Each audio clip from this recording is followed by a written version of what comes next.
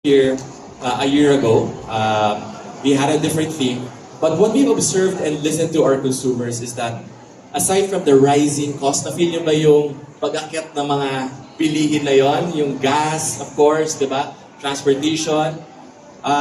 What we observe is that when it comes to skincare, Filipino consumers do not compromise. It's still essential to their well-being. So, from Cetaphil, because we are science-backed skincare as well as most prescribed by dermatologists, this year's theme is about healthy skin deserves no compromises. I hope you enjoyed today's session because we have, aside from our Cetaphil brand ambassador, we also have dermatologists who are experts with regards to healthy skin. Thank you for coming and enjoy the event. Thank you. Thank you so much, Sir Mark, for